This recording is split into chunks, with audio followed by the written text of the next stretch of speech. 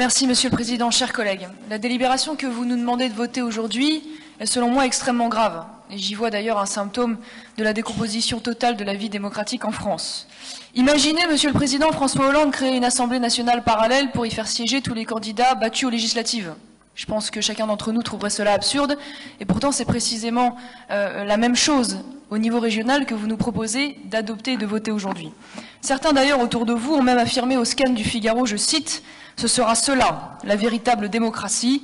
Le second tour ne le reflétait pas tellement à nos yeux. » Eh bien non, ne vous en déplaise, mesdames et messieurs, la véritable démocratie dans un état de droit, c'est celle qui est issue des urnes, pas celle qui vous convient, à moins que votre très proche n'ait voulu dire que c'était vos alliances contre nature de partis pour ce second tour qui avait quelque peu travesti la démocratie.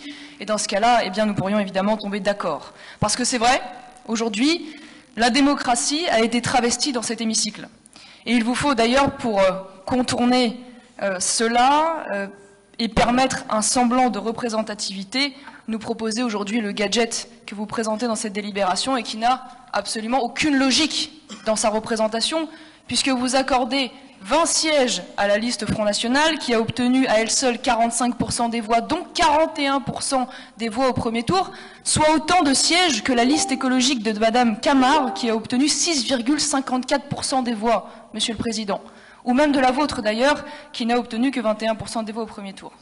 Je tiens quand même à rappeler, Monsieur le Président, que pour gagner, après d'ailleurs un coup de fil à Monsieur Christophe Castaner le vendredi soir, c'est vous. C'est vous et lui qui avez sacrifié sans état d'âme la représentation des électeurs de gauche dans cet hémicycle. C'est par votre faute aujourd'hui, et celle des socialistes, que toutes les sensibilités ne sont pas normalement représentées aujourd'hui dans cet hémicycle. Et je vous l'accorde, c'est un scandale. Et c'est absolument insupportable. Mais malheureusement, vous en êtes à l'origine. Et c'est pour ça que je trouve assez surprenant aujourd'hui que vous veniez vous draper dans la tenue du grand résistant démocrate, alors que vous ne faites en réalité que trahir vos engagements de campagne, en tout cas ceux avant le premier tour. Celles où vous critiquiez d'ailleurs, des engagements où vous critiquiez vertement et légitimement d'ailleurs le bilan de la majorité socialiste sortante. Puisque aujourd'hui, vous nous proposez d'associer d'anciens élus, qui sont d'ailleurs issus en grande partie de l'ancienne majorité, dont l'ancien président Michel Vauzel, qui coprésidera, il me semble, cette Assemblée, alors même qu'il est en grande partie responsable du bilan désastreux que nous devons aujourd'hui redresser. Alors c'est vrai que depuis 1 mois et demi, vous nous avez habitués au retournement intempestif de cap, puisque dorénavant, vous défendez Madame Christiane Taubira, ou vous faites disparaître miraculeusement des délégations à la famille dès l'instant où on découvre que la déléguée en question est une militante de la Manif pour tous. D'ailleurs, je ne sais pas si vous avez eu la gentillesse de lui offrir le livre de Simone Veil, que vous m'aviez tendu lors de notre débat. Éventuellement, comme je l'avais refusé, vous pourriez lui faire passer. Et comme si le scandale n'était pas déjà total dans la simple création de ce gadget, vous précisez que cette conférence siégera dans l'hémicycle de la région, pourra faire des propositions et même s'autosaisir. J'attendais presque le paragraphe où nous devions leur céder nos écharpes, tant cela paraît incroyable.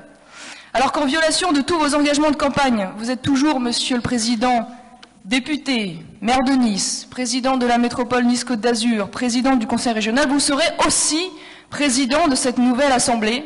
Décidément, vous êtes assez impressionnant. Je pense néanmoins que la région aurait eu besoin d'autre chose qu'un président au cartan, comme vous le serez nécessairement au vu de l'accumulation de tout ce pouvoir et de tous ces mandats.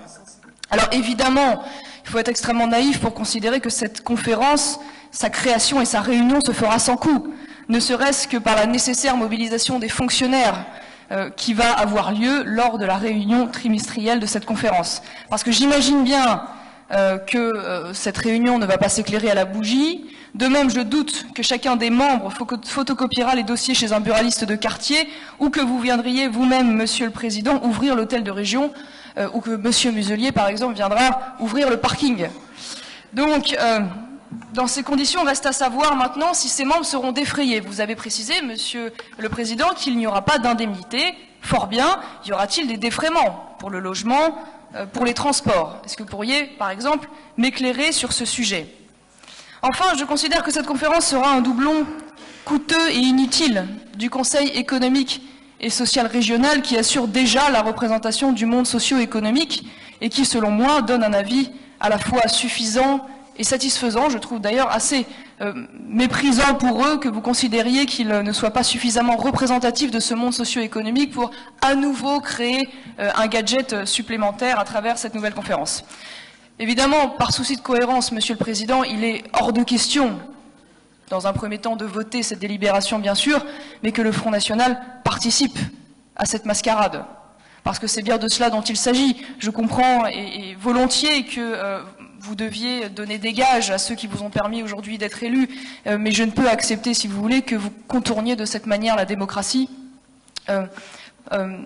Contourniez une démocratie en vous permettant de faire en sorte que le vrai débat n'ait plus lieu aujourd'hui au sein de cet hémicycle, mais que l'attention se détourne vers cette conférence qui ne tient aucune légitimité des urnes, surtout au vu de la répartition des sièges. Comme je vous le disais, est-il normal que le Front National ait exactement le même nombre de sièges qu'une liste qui a obtenu 6,54% des voix?